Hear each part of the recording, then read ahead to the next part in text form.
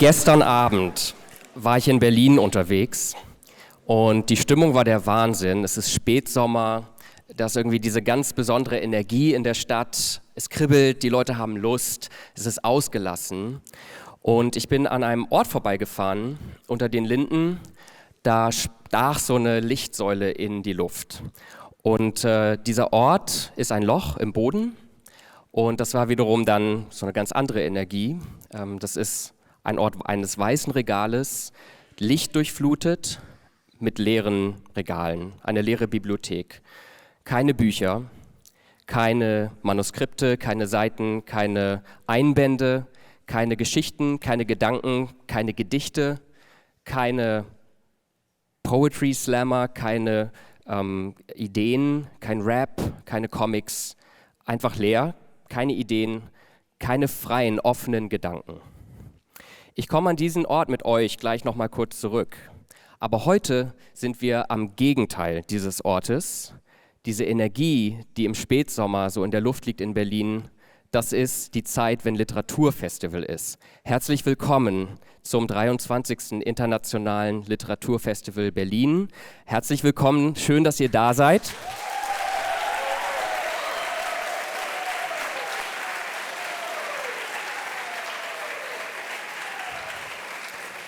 Ich bin Philip und wir eröffnen heute zusammen die Festivalsektion Internationale Kinder- und Jugendliteratur mit der britischen Autorin Manjeet Mann, die aus Kent in England zu uns gekommen ist und mit der wir eine Berlin-Premiere feiern, die Berlin-Premiere ihres Debütromans Run Rebel. Run Rebel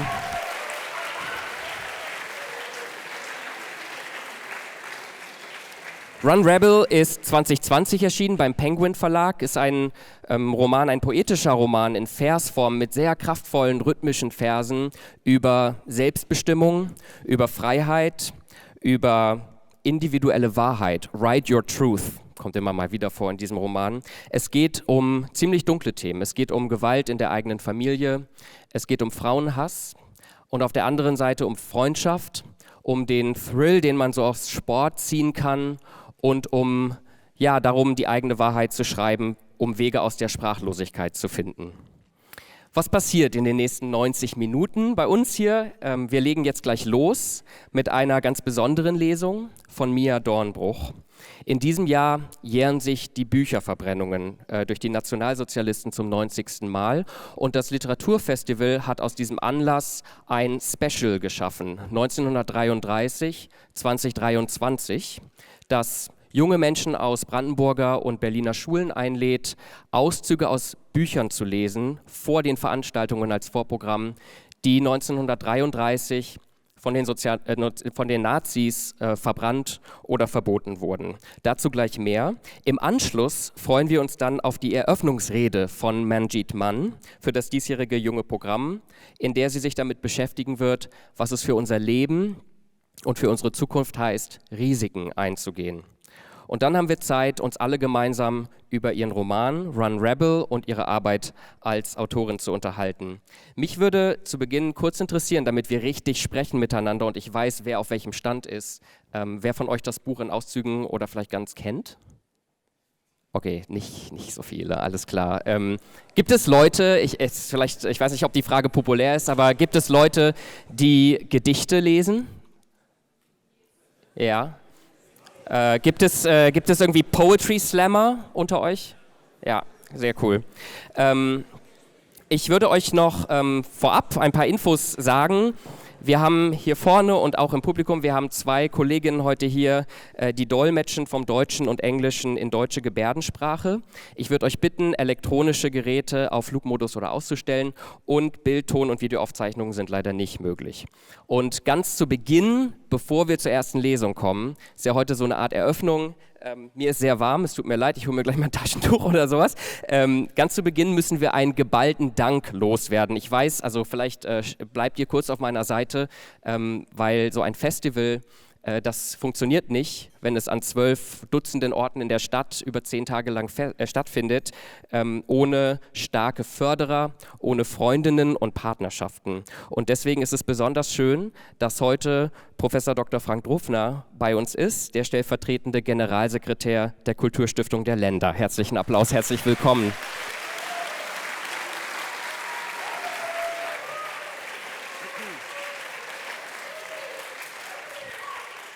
Und ich freue mich sehr, dass Sie beide hier sind und bitte euch gleich nochmal um einen wirklich herzlichen Applaus. Die neue Leiterin des Festivals, Lavinia Frei.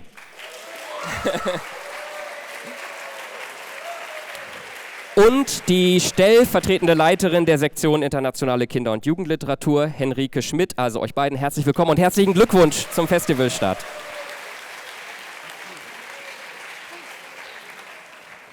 Und wir danken sehr herzlich und besonders den Förderern des Festivals, allen voran dem Hauptstadtkulturfonds als Hauptförderer des Internationalen Literaturfestivals Berlin. Und lieber Herr Professor Drufner, herzlichen Dank, dass die Kulturstiftung der Länder das junge Programm als Hauptförderin fördert, unterstützt und hilft, wie ich finde, eine wirklich beispielslose internationale Plattform für Kinder- und Jugendliteratur zu verwirklichen. Herzlichen Dank.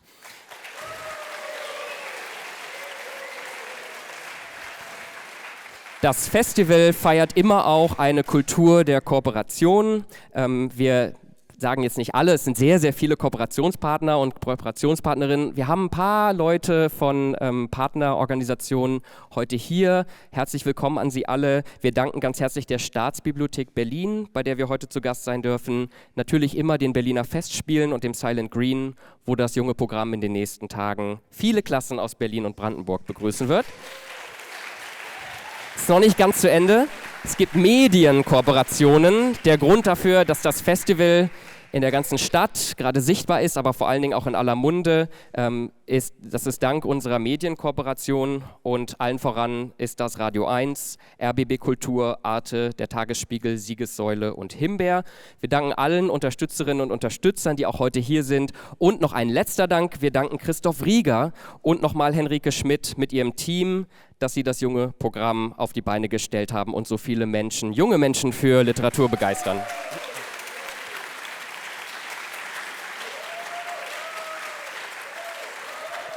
So, danke, dass ihr dabei geblieben seid. Jetzt feiern wir die Sprache und Literatur. Und zu Beginn, weil wir heute natürlich logischerweise viel sprechen und reden werden, habe ich euch dieses Foto vom Beginn mitgebracht.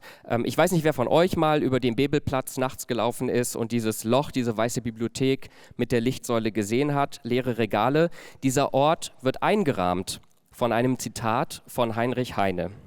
Das war ein Vorspiel nur. Dort, wo man Bücher verbrennt, verbrennt man am Ende auch Menschen. Für mich ist dieses Schaufenster sozusagen ein Schaufenster in den Abgrund, wirklich eins der stärksten Mahnmale in Berlin. Das Licht und die leere Bibliothek sind vom Künstler Michael Ullmann erdacht und erinnern an die Scheiterhaufen aus Büchern, die die Nazis 1933 in ganz Deutschland organisierten. Und in diesem Jahr jährt sich die Bücherverbrennung zum 90. Mal. Ich habe gerade schon gesagt, das Literaturfestival hat deswegen das Special 1933-2023 ins Leben gerufen und hat SchülerInnen aus Berliner und Brandenburger Schulen eingeladen, Auszüge aus verbotenen und verbrannten Büchern zu lesen. Damit erinnern wir uns einerseits an die 30er Jahre und andererseits geht es auch darum, dass Zensur, Publikationsverbote, dass das Entfernen von Büchern aus Schulcurricula und Bibliotheken auch heute genutzt werden, um Haltungen und Menschen zu unterdrücken, die ungewollte Fragen stellen. Und für uns liest deswegen jetzt die Brandenburger Siegerin des Vorlesewettbewerbs des Deutschen Buchhandels aus einem dieser verbotenen und verbrannten Bücher, aus Pünktchen und Anton von Erich Kästner aus dem Jahr 1931. Bitte begrüßt mit einem sehr herzlichen Applaus Mia Dornbruch.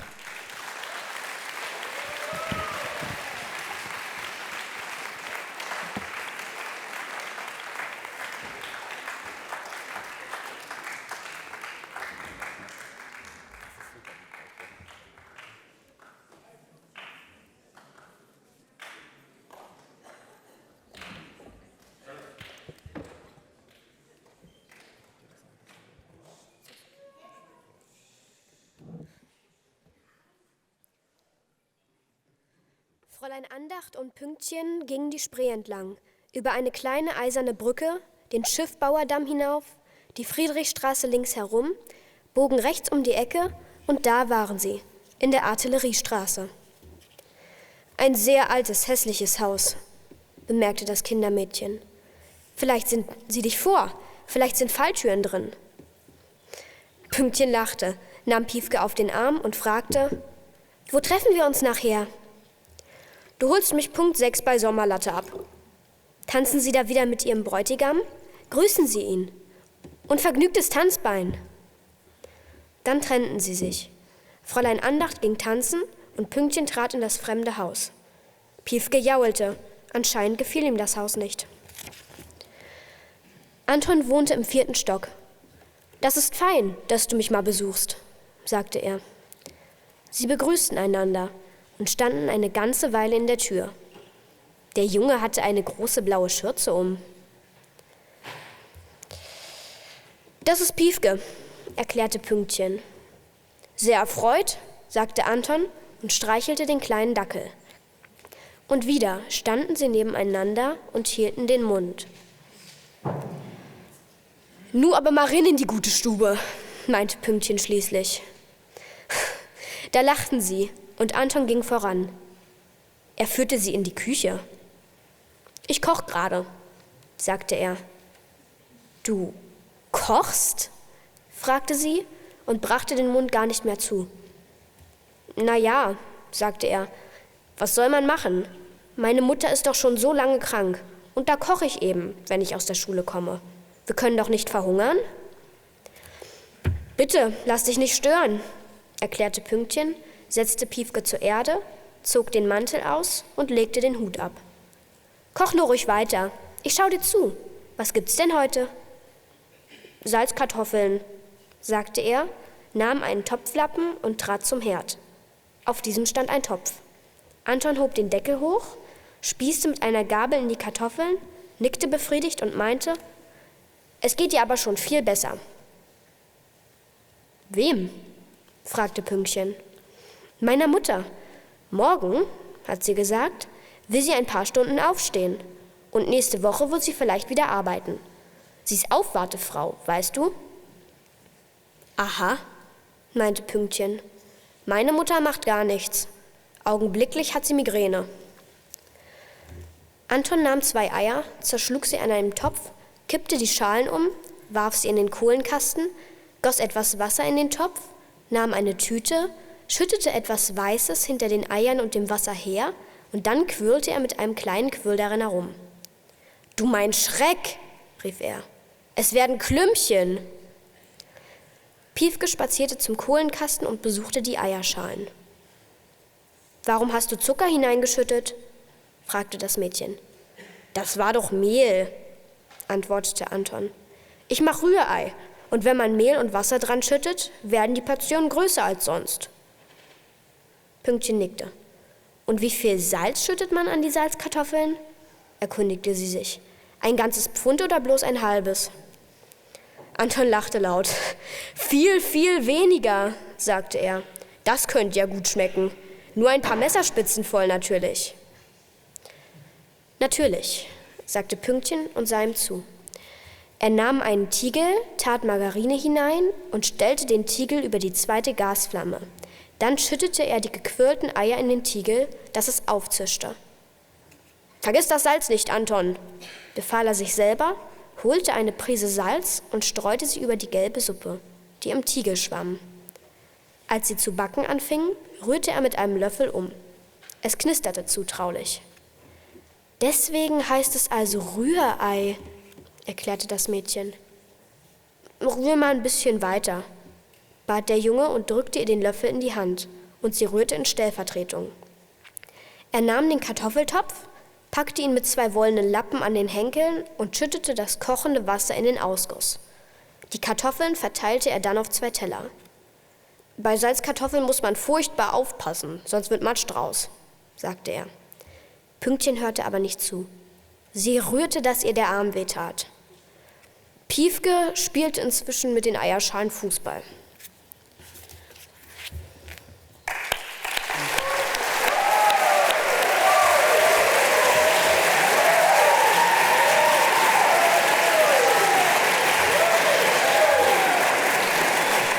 Mia Dornbruch. Vielen Dank, liebe Mia, herzlichen Dank und herzlichen Glückwunsch zum Sieg beim Vorlesewettbewerb. Dankeschön. Mich interessiert zuallererst mal, wann dir Erich Kästner eigentlich das erste Mal begegnet ist. Also in der 2. Klasse in der Grundschule haben wir Erich Kästners Emil und die Detektive gelesen im Unterricht. Das hat mir so gut gefallen, dass ich dann in der Pause in die Schülerbibliothek gegangen bin und nach weiteren Büchern von Erich Kästner gesucht habe. Da habe ich dann auch hier das doppelte Lottchen gefunden und das hat mir auch so super gefallen, dass ich es dann in der restlichen Pause durchgelesen habe. Ja, prima, sehr schön. Und du bist jetzt gerade in die 7. gekommen, nicht wahr? Ja. Genau.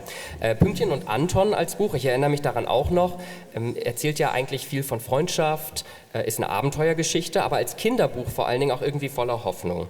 Und du hast heute aus diesem Buch gelesen, weil es 1933 eben verbrannt und verboten wurde. Und ich habe dieses Foto gefunden tatsächlich gestern. An die Verbrennung genau von diesem Buch erinnert dieser Buchrücken auf dem Bonner Marktplatz. Und ich habe mich gefragt, was es mit dir macht, dass diese furchtbare Geschichte Teil dieses Kinderbuchs ist. Verändert das, wie du das Buch siehst? Wie ich das Buch sehe, verändert es nicht, weil das Buch ja nicht irgendwelche politischen Ansichten widerspiegelt. Aber es verändert meine Sicht über die Person Erich Kästner, weil obwohl seine Gedanken ja wortwörtlich verbrannt wurden, sind sie ja noch heute hier. Und ich freue mich, dass ich hier vorlesen darf.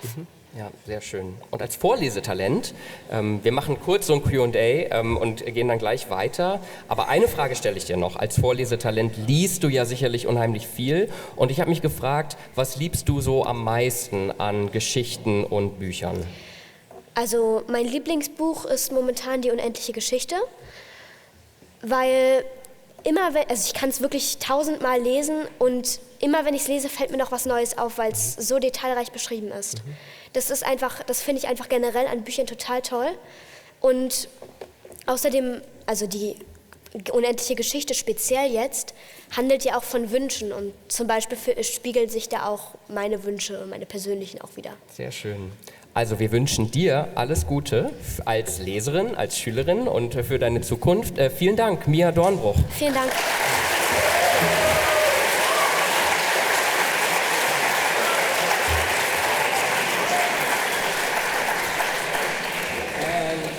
And as promised, I hope you were told that we're going to continue in English. As promised, we come to our wonderful guest now.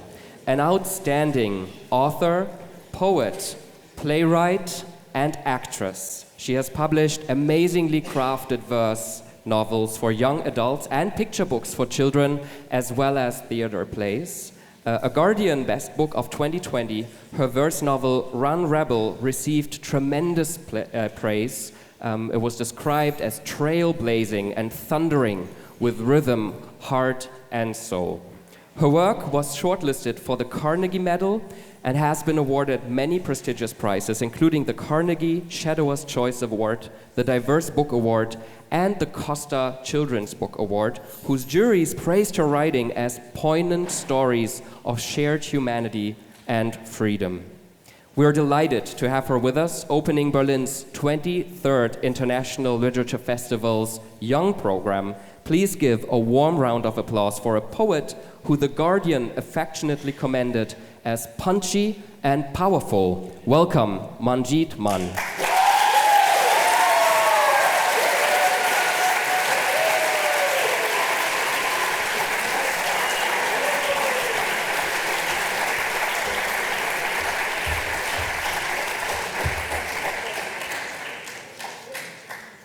Hello. Yeah, you can hear me. Wow, okay, thank you so much for that lovely introduction. Hello, thank you so much for inviting me here today. Honestly, I am so excited. And it is a real privilege to be asked to speak to you all today here at the festival. So, I would like to talk about taking risks. Taking risks in your life, taking risks in your work, taking risks in your art. And when I talk about taking risks, I'm not talking about something that would damage your livelihood in some way, like, I don't know, racking up loads of credit card debt or something, or something that will cause you harm in your physical or mental well-being. I'm talking about those whispers that come to you from deep down inside your stomach. Those whispers that say, you know that idea that you've had for ages and ages? You know, you keep coming back to it. Yeah, that. Go on. Just do it. Give it a go. What's the worst that can happen? What might you be rewarded with if you just took that leap of faith? So I'd like to tell you a story. I'd like to tell you my story of how I became a writer, because that path to becoming a writer was not a conventional one. I'm not someone who can stand here and say, oh, I always wanted to write from like the age of 5. I was always writing stories. I always had my head in a book. No, not at all. It's not something that I ever thought that I could do. Getting here today has been a culmination of taking many risks. Some of those risks have been small, some of them very big, and all the rewards that have come because of those risks. So let's start with the story of little Manjeet, who had such big dreams. So this little girl knew that she wanted to become an actress one day. However, little Manjeet also knew that a career in the arts was something that she would never be allowed to do, would never be allowed to pursue, because my parents, no, sorry, not just my parents, my whole family, because in my family, anything that you wanted to do had to filter through the entire, the entire family. So your siblings, my aunts, my uncles, my cousins, you name it, everyone had an opinion of what I should and shouldn't be allowed to do with my life. And in my case, being an actor, definitely not one of them. So it was pretty risky of me to join the after-school drama club, which I disguised as an after-school extra study group, telling my parents I was in the library doing my homework when really I was in the school theatre, probably rolling around on the floor, pretending to be a cat.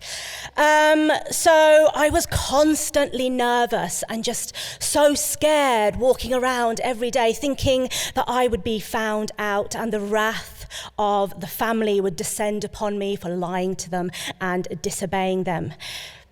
But it was during my time in the drama club that I developed my love for storytelling, that I learned what made a good story, that I learned how to listen, I learned what made characters tick. And most importantly, I learned how to take risks. And I stopped overthinking, because I had a great drama teacher, and she said to me, in a field with so much competition, actors who take risks in their auditions and as artists are the ones who stand out. And if you're not prepared to take risks and make mistakes, face your fears, make bold choices, you will never come up with anything original. After all, a life without risk is a life half lived. Oof, and that has always stayed with me. So fast forward a few years and I start to think about seriously becoming a professional actress and what that would look like. You know, it had always been a dream, but now, I could really see it in my mind's eye. It felt like it would become a reality. So in my final year of school, I secretly, again, decide to apply for drama schools. I knew my parents and my entire family would not allow it, but I figured, once I got in, I could show them what a prestigious honor it was. I could show them, God, these places are really hard to get into, and it would be a validation of my talent. But the worst did happen. They found out. And there were arguments, there were tears, there was hell to pay. They were definitely not going to allow me to do it. And there were big family meetings where they would discuss my future, my rebellious ways, how I needed to be watched and all my movements curtailed. I was told I was selfish. I was told I had the devil inside me. I was told I was causing my parents to fall ill. I was told I would be the death of them. Wow, so all this for the risk of applying to drama school. My big dream. God, was it worth it? Was the dream worth it if it was going to culminate in all of this hoo-ha, all of this trouble? There was clearly no reward. So this is where the dream should stop, right? The risk is just not worth it. Or, I don't know, maybe it was. Because no matter how many bricks they tried to pile on my back, I just stood taller. I grew stronger. I told myself, oh, I'm not selfish. I'm not. How can pursuing something that makes you so happy be selfish? I told myself I didn't have the devil inside me, although I'll be honest, sometimes I wondered if I did.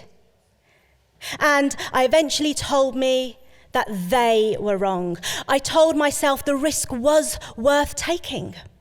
So I pivoted. Okay, so they don't want me to move away to London and go to drama school, but can I go to a local university and study drama? The answer was still no, but by this time I'd had enough.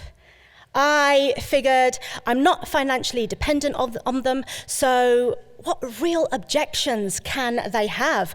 I decided I'm going to take the risk and I'm just going to do it anyway. You see, I didn't grow up rich. I lived on a council estate, which I don't know, is kind of like social housing. I was one of those children at school that had the label coming from a deprived background, so coming from like a poor background. So I think my parents were scared.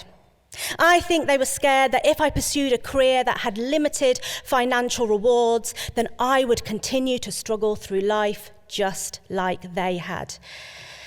But you see, for me, growing up poor meant I'm not scared of being poor. So the way I saw it, well, the only way is up. So after university, I moved to London, and it felt really risky to move to one of the most expensive cities in the world, but as an actor, it felt like that's where I have to be, right? And you know what? The risk was worth it. I got an acting agent really quickly. I started to book jobs. Things were looking up. I started to feel like a real actor. I spent a lot of time, I'll be honest, feeling as though I was in my own movie. I couldn't quite believe that the girl from a small town in England was now living in London and working as an actress. My dream had finally come true.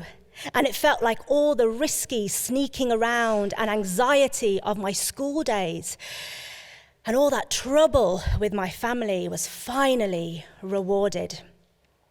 However, after about 10 years, I, like a lot of actors, started to feel a little bit fed up, a little bit uninspired, a little bit tired. I was tired of the roles that I was getting. I was tired of not being seen for the roles that I wanted to play. I wanted to do Shakespeare. I wanted to be on at the Globe in Stratford.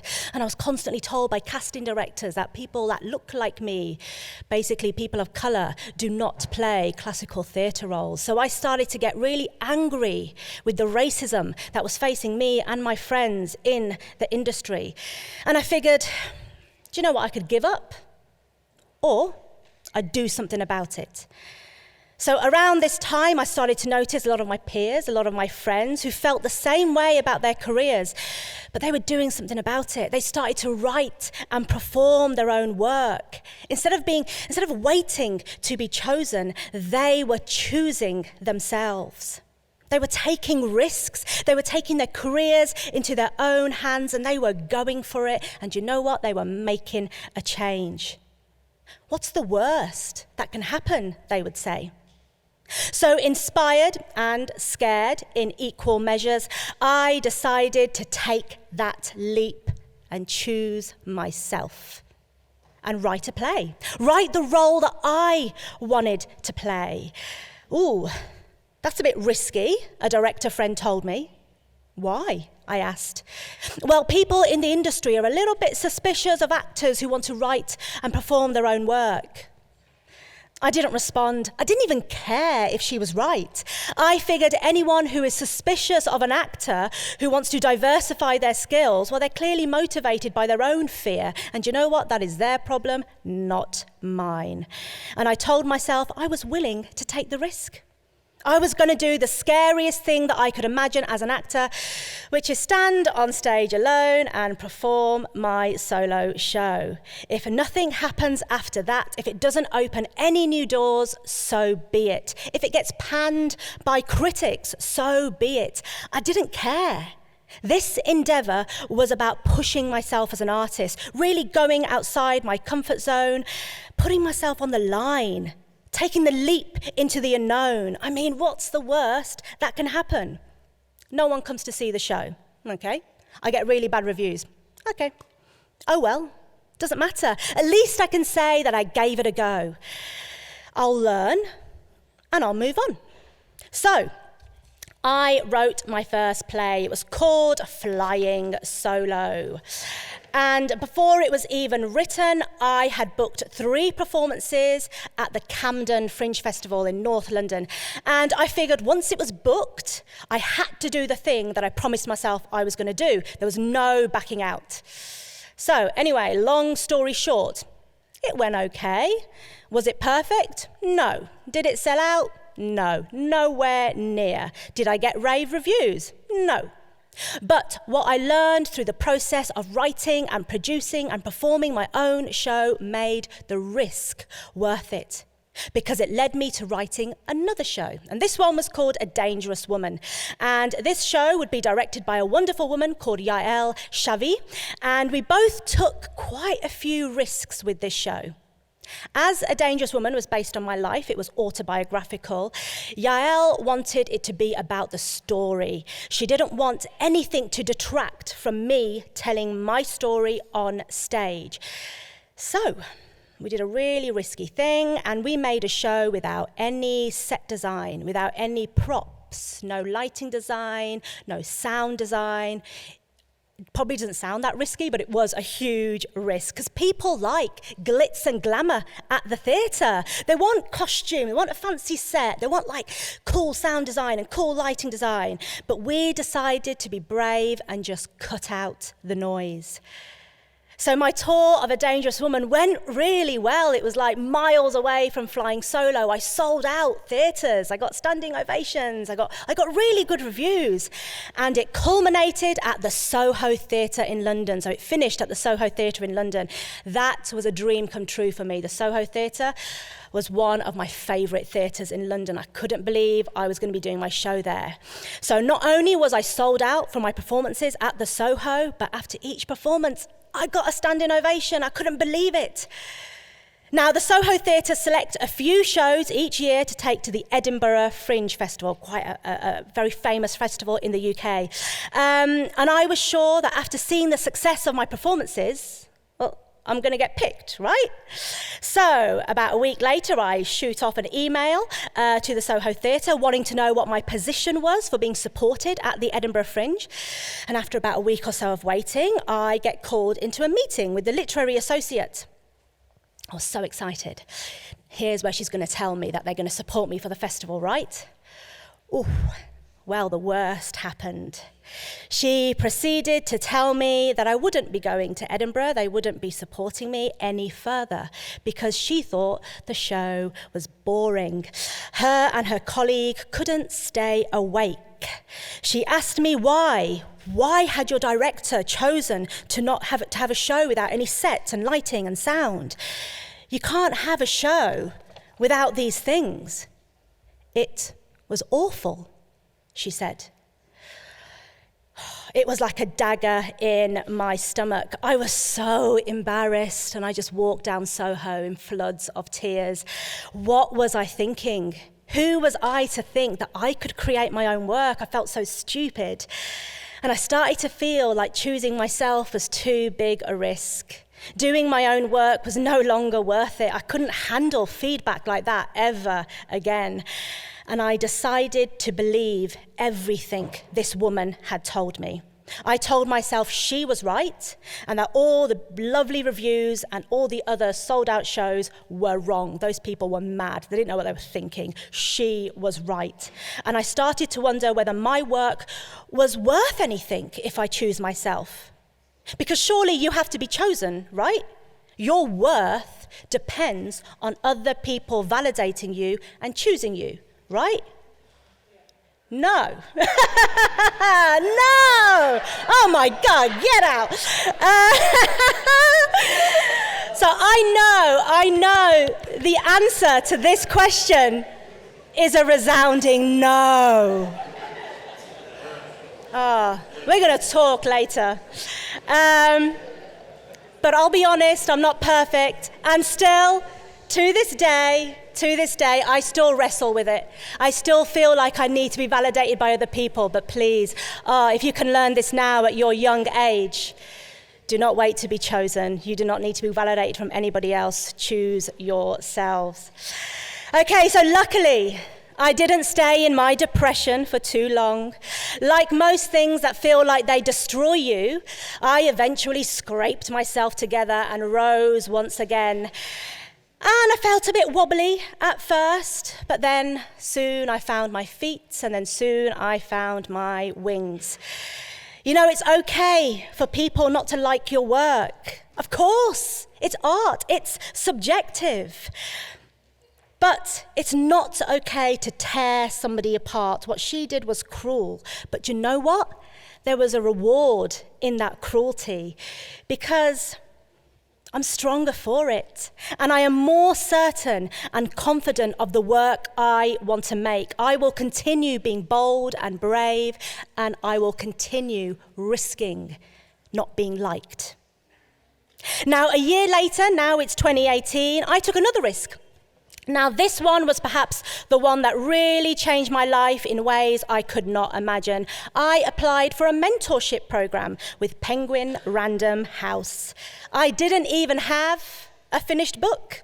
I barely had 10,000 words. There was no way they were going to choose me out of the 3,000 people that applied.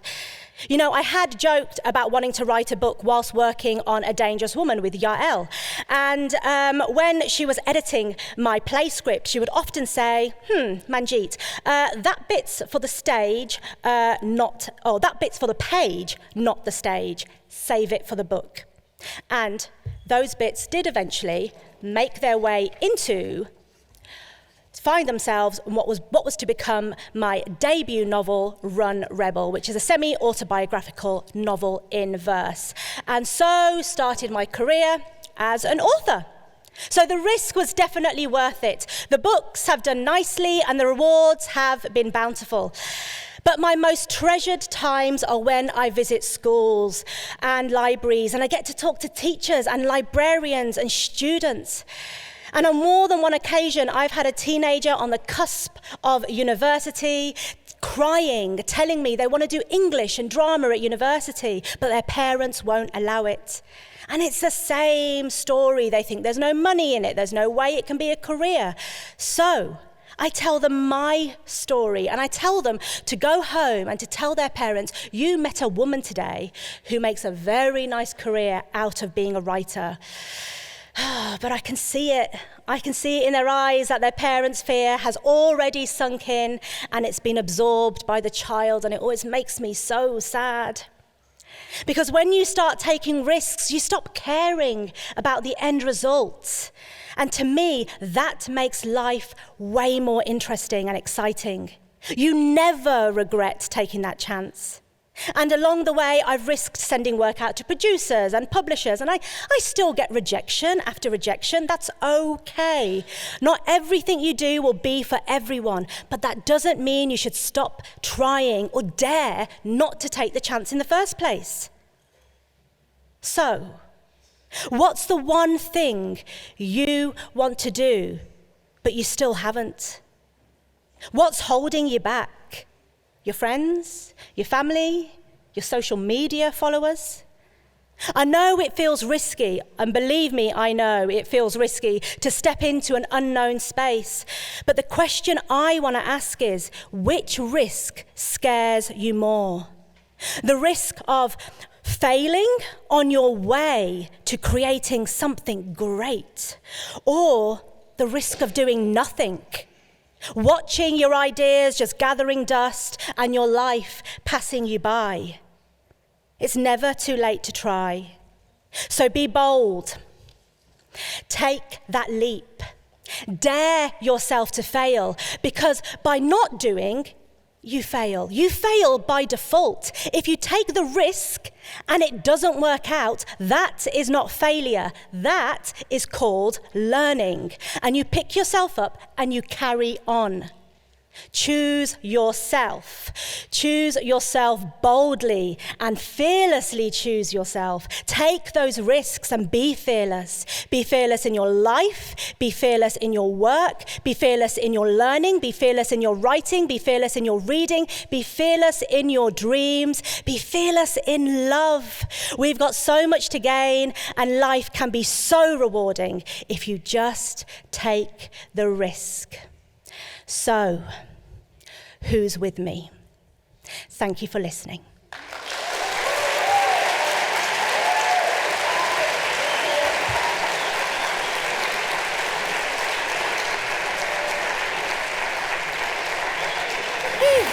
Take some water.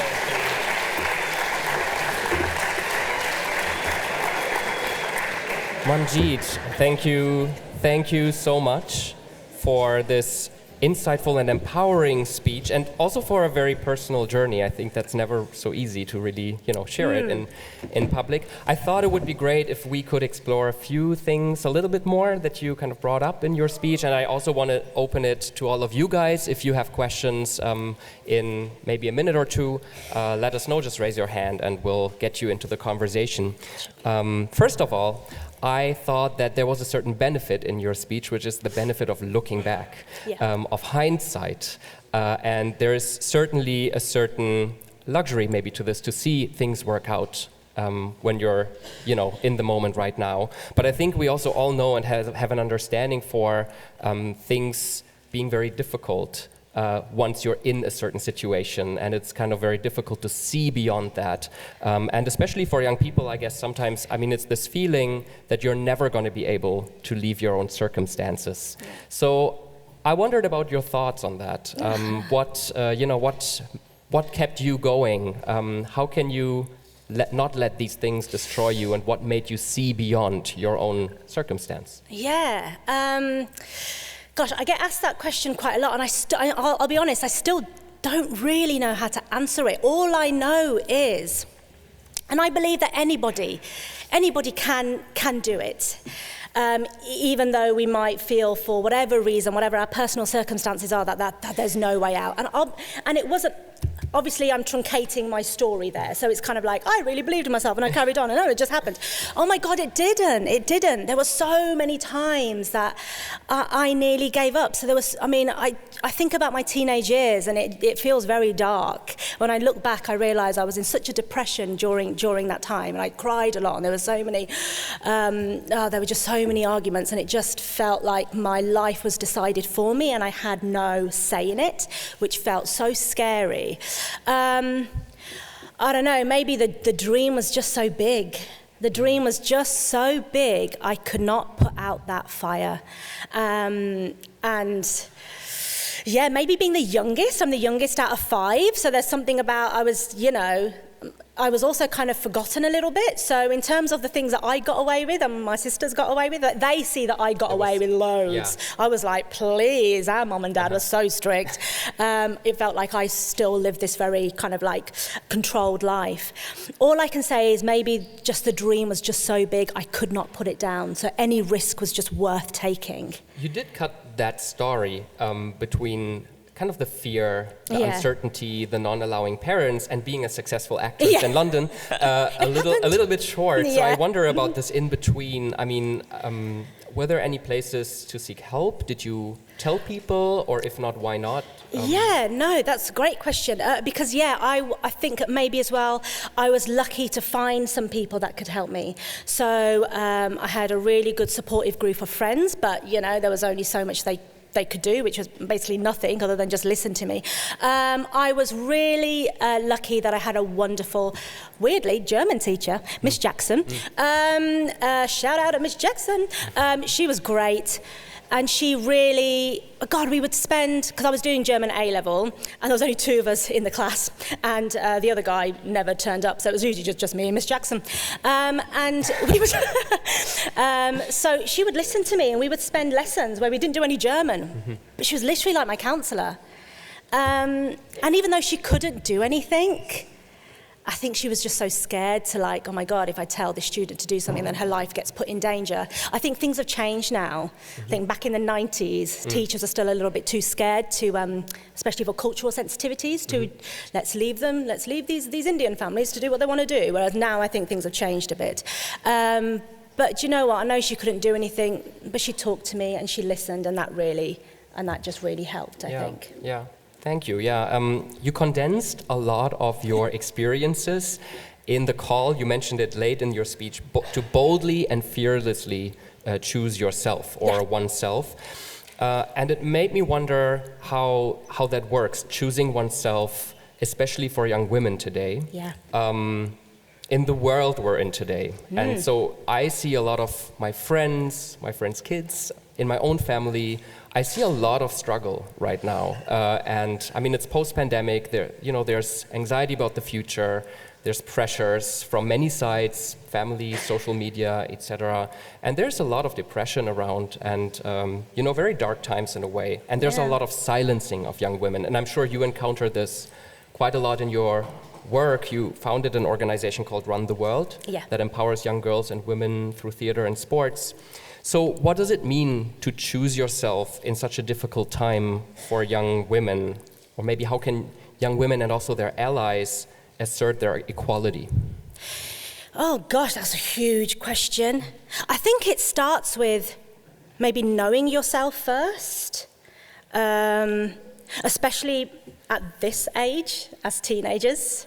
Oh, don't you dare stray from the pack. You know what I mean? Everyone wants to fit in as a teenager. They don't want to be an individual because, do you know what I mean? And I always go into schools and I say, if you know yourself now, and if you're not afraid to stray from your pack and just stand and say, this is how I want to dress, or this is how I want to do my hair, or whatever it is, these are my opinions. Because, as teenagers, we like to, or just as school, you want to have your group of friends and you can't be alone. If you know yourself, you know what you want, you know who you are. And it takes a while to get there. I mean, gosh, I struggle sometimes knowing who I am, but I think that's where it starts. If you know yourself fully first, then you can start helping others and trying to bring them up with you. And if you're lucky enough to be a confident, brilliant person, well, then take those other people under your wing and help. So that's what Run the World is all about. And I work with marginalised communities, in communities with women and girls who, for whatever cultural reasons, can't speak up. So I create those safe spaces where they can, and I'm not perfect. I'm not this brilliant pioneering activist woman, but you kind of just do what you can. I always say, pull the ladder down, keep the ladder down. And when you get to where you want to get, just help others up, Don't pull the ladder up and go, oh, okay, I'm there. No one else can come with me. So it's about sharing your knowledge, I think. Does that make sense? I feel like I've waffled a bit. Thank you. No, it's very powerful. Thank you. I don't know if you guys have questions. We have 2 microphones in the room, and one of the microphones can come to you. If you have a question, please raise your hand. We could start. Did you raise your hand? Yeah. We could start there. And let me just, before you start, ask: Is there a question on this side as well?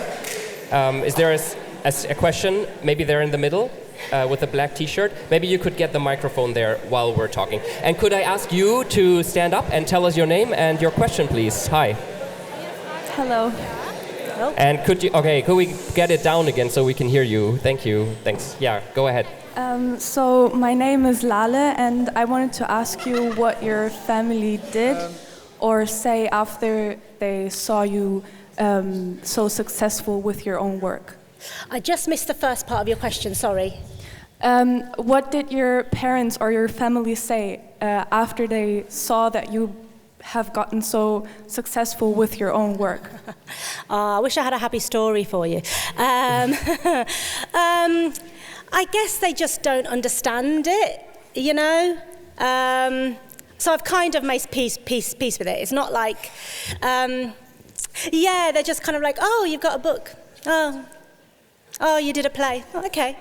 It's just like, okay, so I think talking about validation, wanting validate, I honestly think that I seek validation so much sometimes because I don't get it from my family. I have friends whose parents are so supportive, they're so strong in their own selves, and I'm like, you must have a really supportive family. They're like, yeah. So they don't really care what anybody else thinks because their family is so tight, and they're like, Anna, you're amazing. Anna, you're this.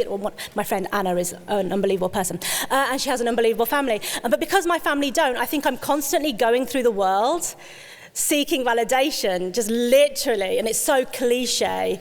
All of us just want to be loved by mummy and daddy, and when that doesn't come, you seek it elsewhere. So they just don't get it. They just don't get it. Like then, they don't stop me anymore, obviously, but that's because I'm a grown woman and I've been, I've gone my own way for the last 20 years.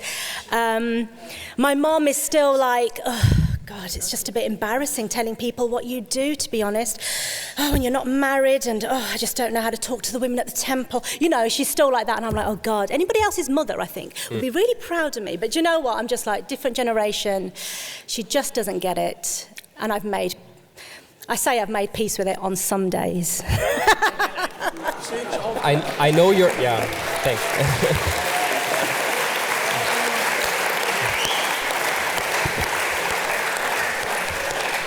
Could you stand up so we can see you and tell us your name? Kann ich auf Deutsch sagen? Hi. Go ahead. I want to thank you very much for motivating me, and I think your book is very nice, and I want to read it. And thank you. Okay. Great. Thanks. Thank you very much. Thank you. Okay. So if you we go there with the next question, then behind you there's another question. What's your name? My question was, did you fight that way alone or with your friends? Or that's my question. Did I write the play? Did you find the way or write the play? I didn't get it. Did you fight alone the way up here? Finding the way, Sorry for my English. Thanks, I mean, I guess it felt very lonely and as though it's been me. I mean, I would say I primarily feel like the fight was my own. But, I did have a good couple of friends around me that were good listeners, showed me support, even though they practically couldn't help in any way. It's important to have people around you that you can talk to, but it did... I don't want to take all the credit, but I sort of feel like the fight has always been my own, really. Yeah. Okay, thank you. Is there anybody on this side who wants to ask a question? Please raise your hand. Otherwise, we're just behind you. There was somebody. Could you also stand up? And what's your name? Hi. I think the microphone is on. Hello? Hi. Yeah, we can hear you. Okay. My question is, could you talk with someone about your feelings in your teenies? What? Your feelings the feelings during her teens, I think.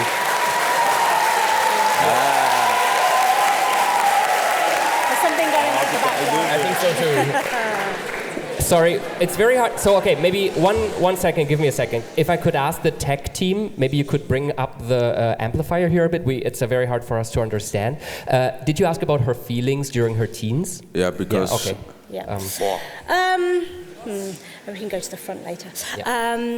Yeah. So, I mean, like I'm kind of repeating myself a little bit, I guess. I feel like my teens were quite a dark time. And so when those feelings do come back now as an adult, I do honestly look back at my teens and I think, wow, you made it through that. Because, now looking back, I'm like, oh God, I was so depressed and a lot of sort of like dark thoughts.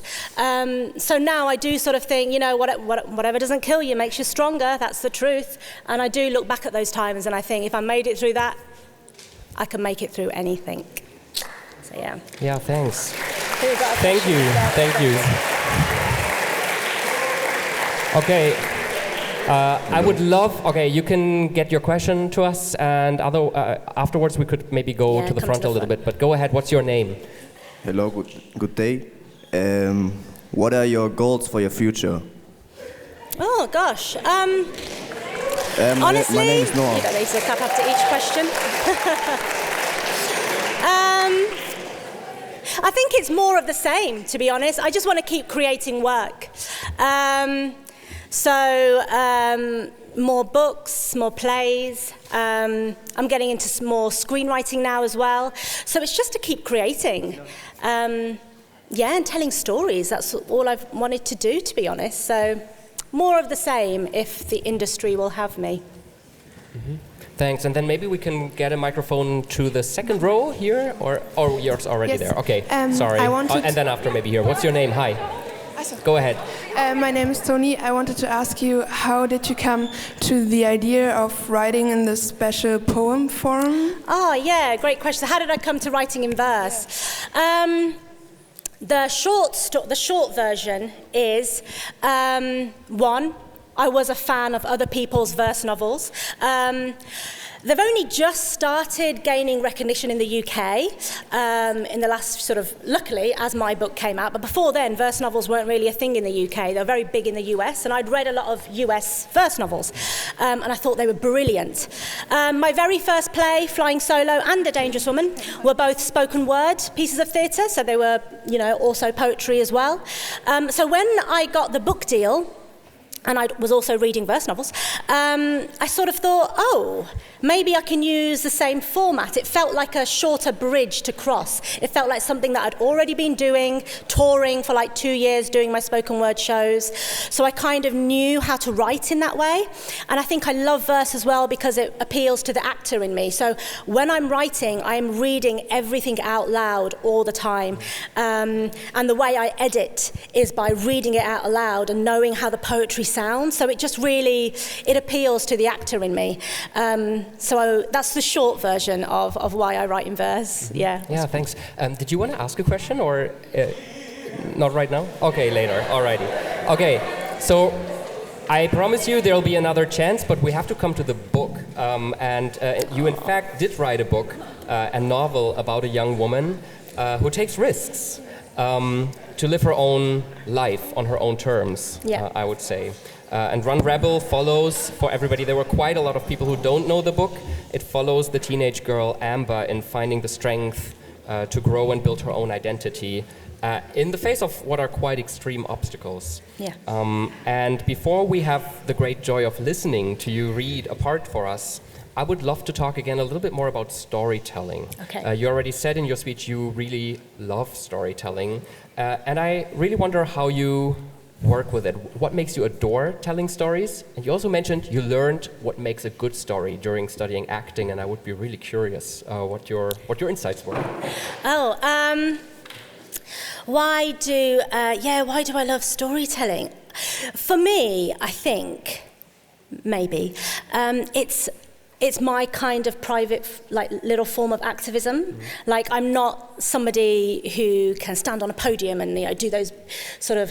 Just did a speech, but those sort of people and do speeches. I just did one. But those sort of people who like Greta Thunberg, for instance. I'm not one of those activists who can kind of go out there and do that. So the way I try and fight my little personal battles, if I've got something to say, I'll put it in art. Mm-hmm. And just as an actor, I was always drawn to those stories where you've got, and it doesn't need to be about a big global issue like maybe refugees in the crossing. It can be a personal story like Run Rebel.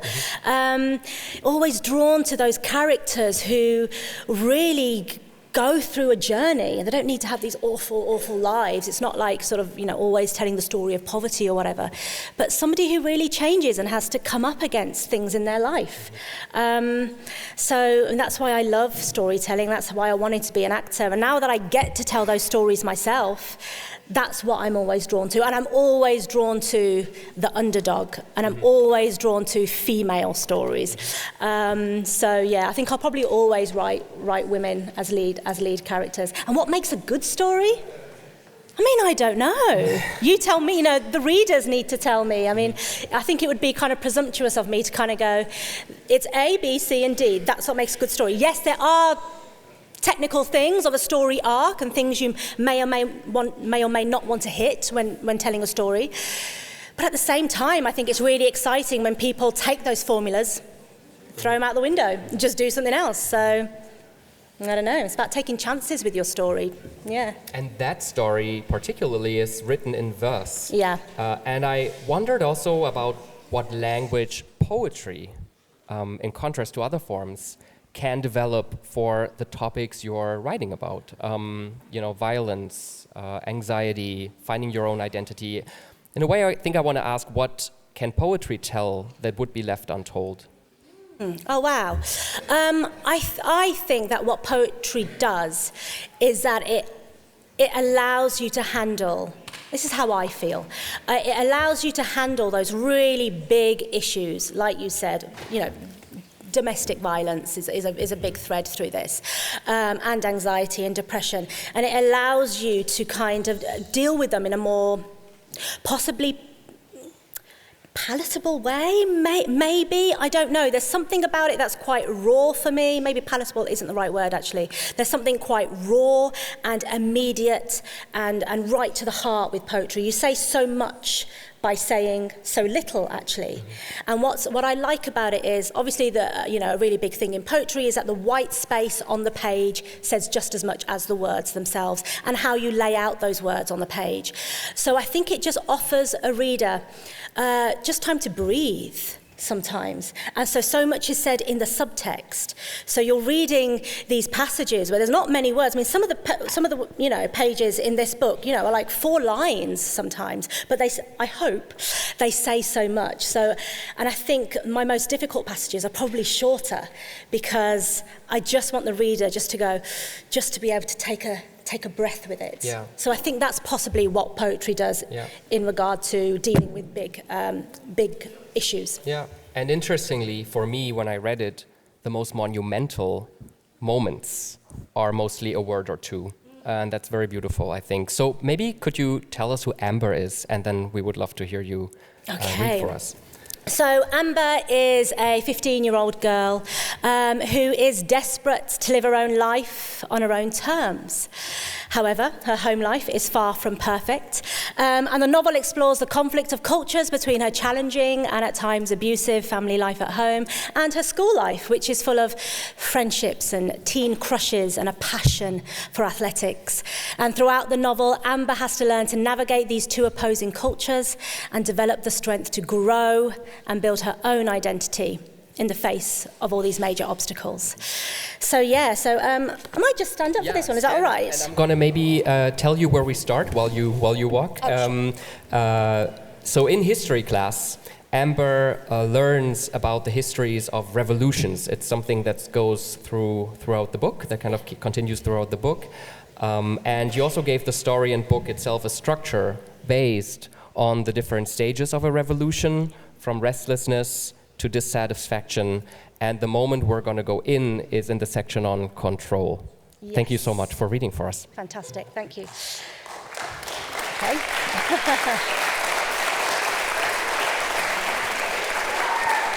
Thanks.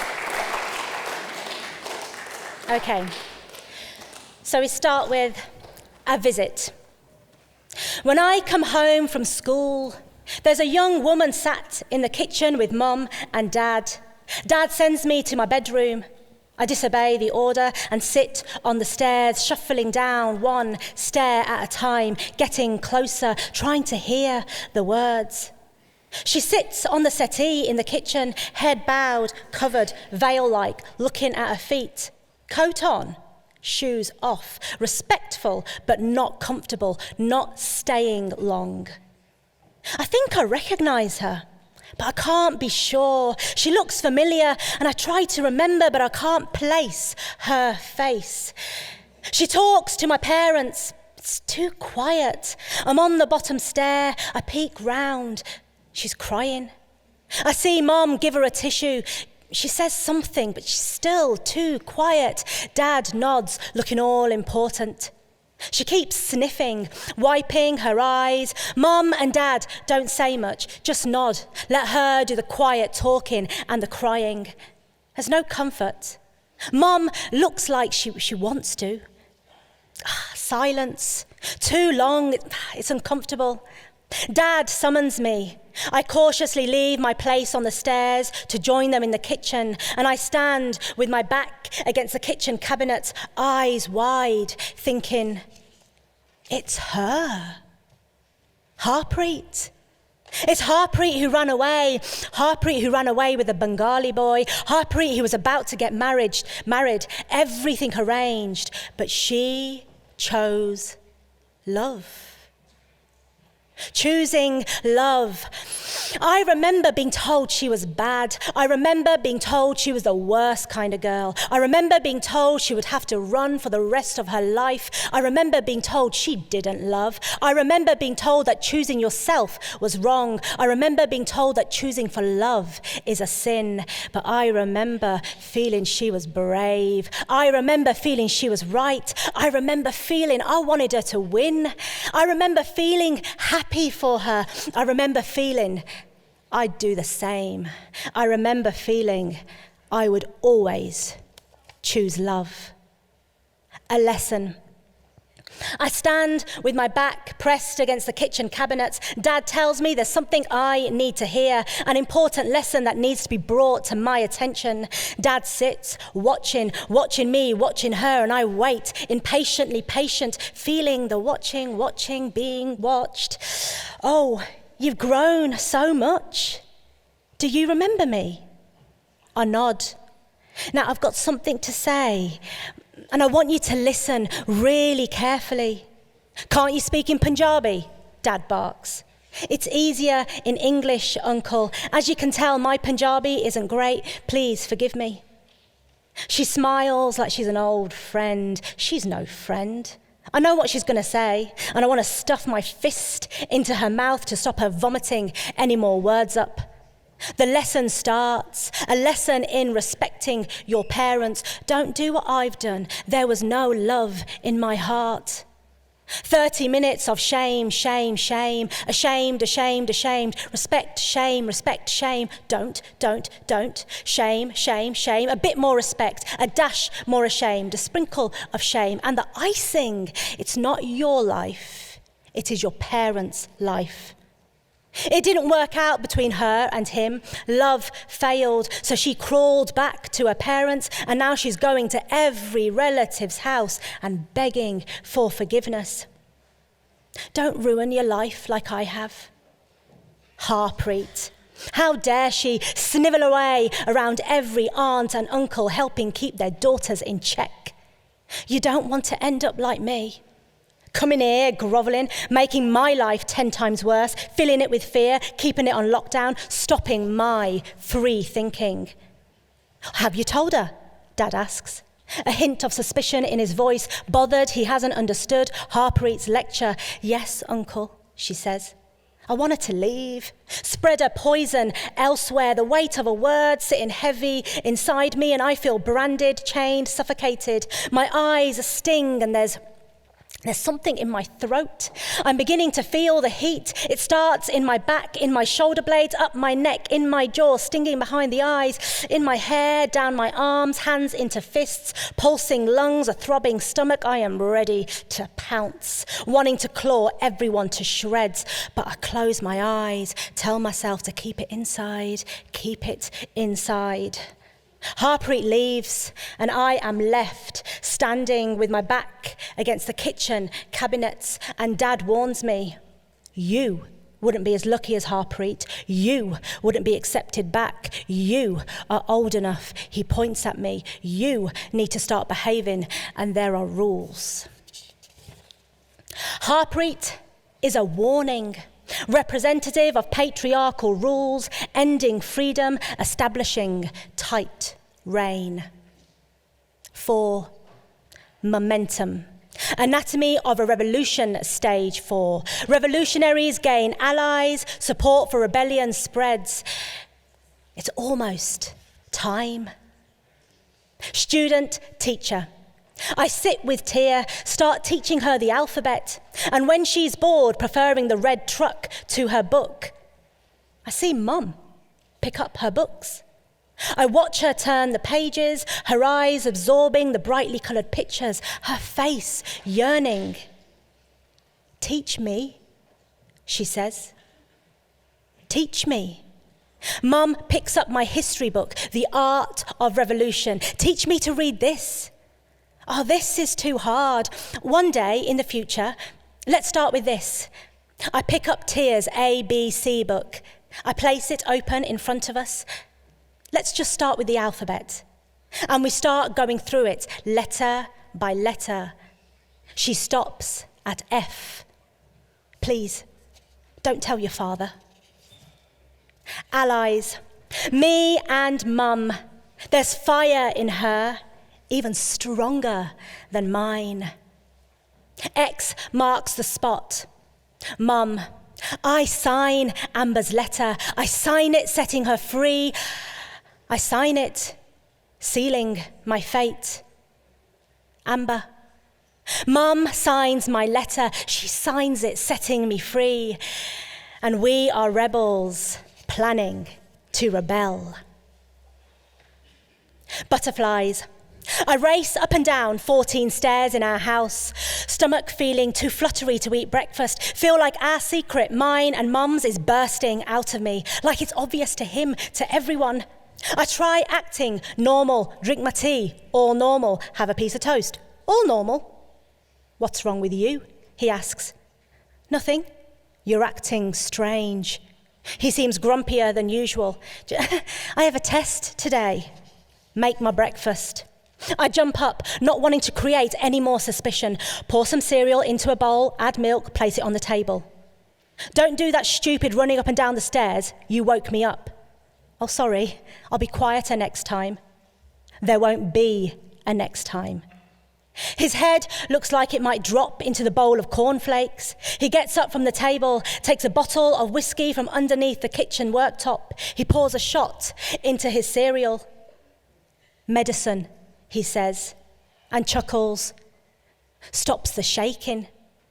He mixes it into the milk, lifts the bowl up to his lips and gulps it down like it's a pint of beer. Leaving the estate is like leaving a concrete prison. The high rises weighing down on you like giant watchtowers with spying eyes in every direction. I see the man. He puts 2 bags of rubbish into a bin. Rubbish bags full of what? I have visions of body parts and feel sick to my stomach. "Hi," he says. I freeze. I stare at his face, unable to speak or move. "You okay?" I think I nod. "How are your parents?" I'm frozen to the spot. "Okay, well, you have a good day. Are you sure you're okay?" I think. I nod. I turn, I run so fast as I can. I imagine Ruby next to me. I imagine holding her hand as I squeeze the air with my fist. The weight of a secret. My bag is heavy with the signed letter, burning through my shoulders as I enter the school gates. I make my way to Miss Sutton's office. "Miss!" I hold in my mix of emotions, fear, excitement, more fear. I take the letter from my bag and I hand it over, signed. "This is fabulous news, Amber. I'm so happy they came round." "Yeah, we'll see you tomorrow for our first training session." "Yeah, can't wait, miss."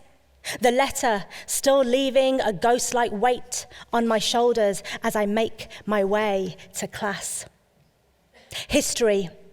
We learn what makes a successful revolution. 1, it takes time and organization. 2, entrenched regimes do not leave quietly. Be prepared to keep fighting. 3, strikes are key to gaining psychological power. Stand your ground. Breathe, something whispers. Stay strong. Fight. All in good time. Tuck shop. The bell is a signal for me, not for you. Mr. History Jones shouts as we quickly pack away our books and head out for break as fast as we can. I meet Tara and David by the football pitch. Tuck shop, my treat. My gran gave me some money over half term for putting up her curtains. Oh, I'll come with you. And before I can suggest that we all go together, Tara and David are linking arms and walking quickly to the tuck shop, whispering. I almost follow, but I get the feeling they want to be alone. The whispering and closeness between them as they walk suggests something must have happened over half term. I feel overwhelmed by anger and consumed by heartache all at the same time. I wait impatiently for them to come back. And when I see them walking towards me, they're deep in secret talk. There you are, there's your fave. David drops a Twix into my lap. Yeah, thanks for running off. Oh, sorry, my fault. I just wanted to get there before the rush. Ugh, the lie from Tara's lips is so obvious. I find myself breathing deep, trying to swallow my frustration while we make fun of the cool girls hanging out with the cool boys on the football pitch, screaming every time a ball comes hurtling towards them. School toilets. Our school toilets are the worst. Graffiti on every door and questionable stains on the tiles. As Tara and I enter, we see Gemma fixing her eyeliner with Nicola and Sandy. They shield her like I'm a tornado, and she needs protection from being swept up and away. It's like everyone is holding their breath. In a world where I feel like no one. It's a strange kind of power that makes me feel like someone. The quiet rush. Rushing with precision, keeping it quiet, keeping it calm. Ruby is here with Jazz and Tia. Rushing, making sure Dad doesn't need to ask twice, making sure my brother-in-law has everything he needs. Keeping it calm, keeping it quiet. We serve, they eat first. The men always eat first. And when they finished eating, they retire to the living room to drink whiskey, and I serve Bombay mix crisps, whatever Dad asks. And when they're done drinking in the living room, they go to the pub. That's when we eat. That's when we talk louder than a whisper. All in good time. The only thing that keeps me going is athletics. Knowing I'm started training tomorrow, knowing I might make it to the county championships, knowing training means extra 2 days with David, means I can and will put up with the quiet rushing. The first session, Miss Sutton's pep talk. This is only the beginning. We have a long road ahead. This right here is what matters. How hard you work now will determine how well you do in competitions. So give it your all in these sessions. This is your time. Your time is now. I feel high with excitement. David sitting next to me. I'm so glad you're here, he says. Ah, me too. And he swings his arm round my shoulder and gives me a hug in a headlock. I can't stop smiling all the way to the sports field. Hills. Miss Sutton says hill training will be hard. You might even feel like you're going to pass out, but trust me, hill training will make you stronger. Everyone is commenting on my Nikes, embarrassment trickling through pride. They fit okay, Miss Sutton whispers. Yeah, miss, thanks. Excellent. She gives my shoulder a tap and a squeeze, and I jog to the bottom of the hill. I look up at Miss Sutton, shouting instructions, and I look down at my feet. My new, not old, definitely not lost property trainers. Feeling grateful, feeling strong, feeling I might really fly. Focus on running tall, head, shoulders, hips and ankles aligned. Look ahead, short strides, pump arms, lift knees, run tall. Looking ahead, running tall. Looking ahead, pumping arms, lifting knees, running tall. Look ahead, running tall. Pump, lift, look. Look ahead, till I reach the top. Minibus politics. There's no politics in this group. We are all equals, right here and now. I feel like I belong, a sense of belonging I've not felt in a long time. This is family. Giddy. David and I take selfies on the minibus, just silly ones. This is what I like about you. You're not like other girls, he says. And my head's been swimming ever since. Restrictions. My walk home goes from open skies to watchful eyes as I enter my estate. Sitting in my room trying to do homework, but all I can think about is David, imagining what it would be like to hold hands, what it would be like to kiss him, wondering if he's already kissed Tara. Disguise. Dad sits on my bed. You know, people tell me things, he says. His voice is calm, his face soft. There are people everywhere that know us. You know you can't do things that would bring shame on us. I'm not. I don't want to say that you can't do this and you can't do that. I'm just trying my best. I'm trying to protect you. Do you understand what I'm saying? Yeah. Good. As long as you know that, because people tell me things. Yeah, I know. So you were just at school doing extra study. Yeah. That's okay then, if that's the truth. I just care, that's all. When he leaves, I start shaking. I can't make sense of it. My heart says he cares. He just cares, bogged down by pressure outside his control. But my mind says, one and only rule: look at what he does, not what he says. No fear. I see everything.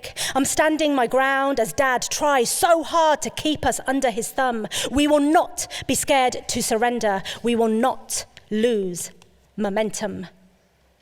5. Honeymoon. Anatomy of a revolution, stage 5. Revolutionaries gain power, but honeymoons never last. Mum's home. I write her day's work in a little book. When Dad leaves for the pub, she asks, "Did you go?" "Yeah, but I think he might know." "Shh," she says. "Don't worry. I'll handle it." "Are you happy?" I nod fiercely. I'm happy. Dad's back. Turn the volume down, turn the telly off, don't say a word. Can't he wait? 5 minutes, just 5 minutes, standing in the doorway, swaying. Mum, exhausted, rolls out chapatis. I serve. Dad first. He always eats first. One day, this will change. I must be patient. All in good time. Becoming literate. When he goes to bed and we hear him snore, her lesson starts. Tears' box of books is like a treasure trove of learning for Mum. Lessons. The alphabet. I write a letter on each piece of paper. I lay them out on the floor like a giant poster. She's almost got it by heart. I mix the letters up, and she's quick to learn. I recall Miss Sutton's pep talk. This is only the beginning. It's a long road ahead, but this is Mum's time. Her time is now. Thanks for listening.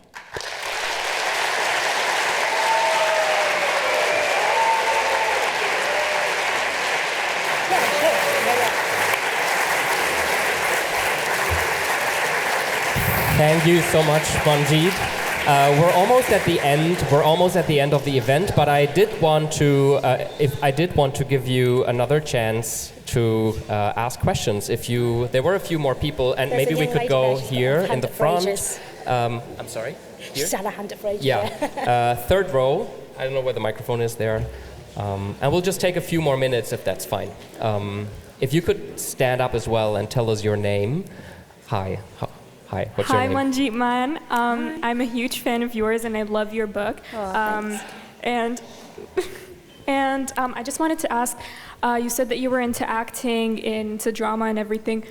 Have you thought of maybe turning your book into a show, or a movie, and if you would you like that or not? Yeah, well, Run Rebel has been adapted into a stage play. I did the adaptation. And it toured this spring around the UK.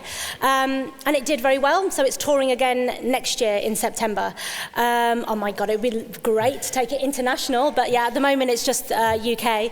And The Crossing is going to be, I'm going to begin adapting that next year. And that'll be touring spring 2025. So they're both going to be adapted, and I'm working on a pilot script, which is what you do for TV, for Run Rebel as well. So it all takes a very long time, but yeah, I hope so. Good luck. Thank Great. you. Thank you for the question. And there's a hand up there. Yeah, could you stand up so we know where the microphone goes? Yep, exactly. Thank you for passing it down. And if you could tell us your name and your question. I'm Lynn, and I wanted to ask how your parents find out that you went to acting class. Oh, about the drama class. Yeah, again, I just think there's just a lot of, in the community that I grew up in, there's just a lot of spies everywhere. There's somebody's aunt that knows somebody else's aunt, and then there's like a trail, and it will end up at your mum or your dad. Do you know what I mean? So my sisters were great in a way that they tried to cover for me, especially when I got parts in the school plays. But somebody somewhere just driving by on a bus would be like, I saw your daughter outside the school at this time. Why wasn't she home? And it's like, okay. So yeah, it was through that kind of thing. But yeah, I just carried on doing it anyway. Great, yeah, thanks. And I see more in the back. There's a few hands up. Is there anything more in front? Here, maybe 4th or 5th row, just on the side. Can you lift your hand a bit more so we can see you? Yeah. No. Here. No. Can we get the microphone here? Where's the second microphone? Are there 2 microphones? Ganz far? Stay away from the back. Do we have 2 microphones in the room or 1? Yeah, okay, so we continue here. Thank you. Could you stand up so we can see you? Thanks. Hello, my name is Nicholas. I just wanted to know, how many books have you written? So at the moment, 2 YA, that are in front of you, came out in 2020, 2021. Great years to be an author, debut author. And then the picture books, so 4 in total, but there's 2 more YA coming, 2 more picture books coming. And I'm writing plays and TV stuff at the same time as well. So yeah, I'm still quite new as an author. I still feel like I still call myself debut, but I guess 3 years ago, right? I guess it was so it still ago. Feels like, I don't know, there's other people that have been doing it for 15 years or something, but yeah. Could I jump in with one more question on the book? Because I was really touched by the revolutionary story of Amber's mum that we heard a few times, it played a role in the excerpt you read. And I found it really powerful because it engages so strongly with voicelessness and a certain moment of awakening. And I just wanted to ask you how you crafted her character and how you tell that story of personal awakening through her. Yeah, so her personal awakening, which I think comes through my work in Run the World as well, comes from education. And I've always kind of felt like, in terms of people finding their voice, it's and in places where people feel downtrodden and like they don't have any agency in the world, it's like education.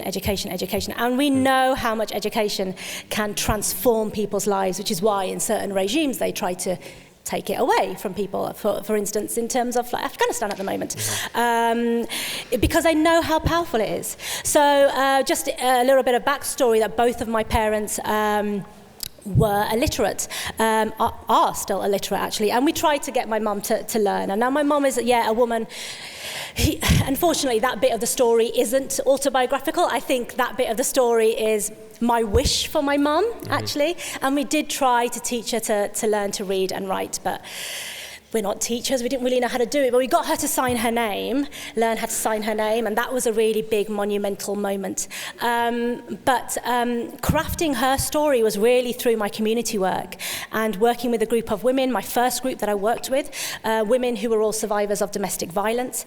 And a lot of the women had come here from abroad, had come to the UK from abroad, were from like Pakistan or Bangladesh or like Iran or Iraq. And there was a lot of illiteracy in the group. And so part of them coming to the group was also English lessons as well.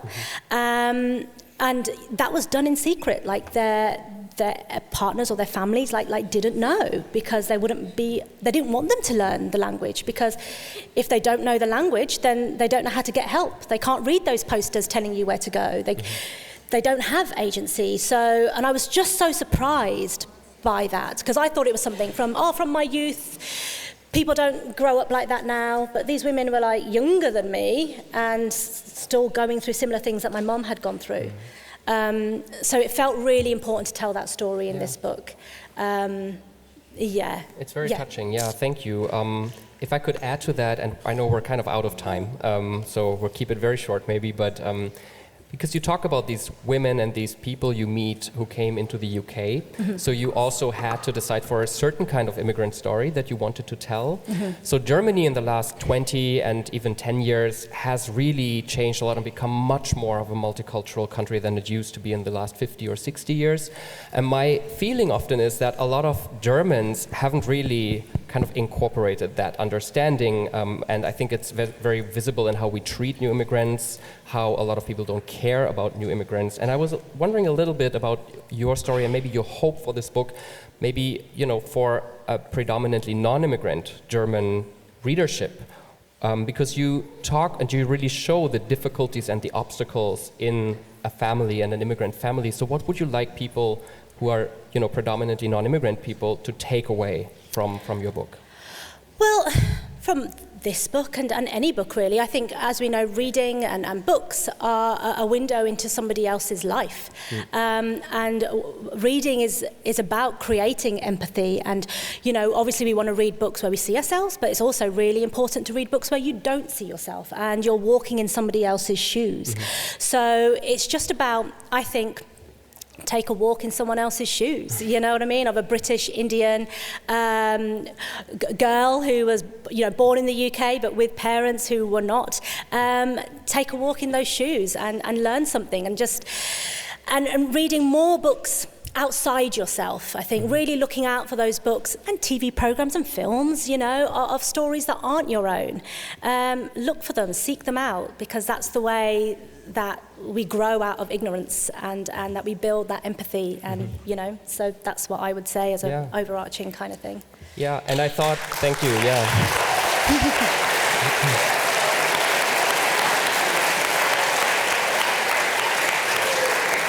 And I thought particularly in that regard, your book was really interesting because it kind of, adds an understanding of the challenges of a family that tries to balance so many things, where then there's this really interesting moment where a teacher just tells Amber, you've been watching too much TV yesterday evening. And I think it's really kind of working in that maybe gap and discrepancy. So it's very powerful. Thank you very much. Thank you. I want to thank you all for coming. I want to thank the festival team and the team of the State Library for their help and hospitality, and also our translators, Oya Ataman and Gudrun Hillert. I want to tell all of you guys that there's the Dussmann book table, another really lovely collaboration of the festival. The book table is in the foyer, and you can find almost all the books of all the authors, definitely this book, and Manjeet will sit there and give autographs. And Manjeet, the amazing writer James Baldwin said something really beautiful, and I thought I'll just kind of give you this as a farewell because it fits so much, and I thought of it when I read your book. He said in an interview, the poet or the revolutionary is there to articulate the necessity. The poet and the people need each other. Your work is to change the world. We're so grateful that your verses remind us that artists and revolutionaries must go hand in hand as the body and soul for change. Thank you so much, Manjeet Mann. So much.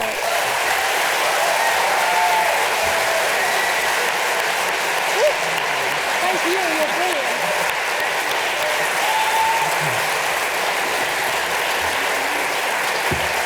Shall I? I think we can go. Yeah? I think there's usually.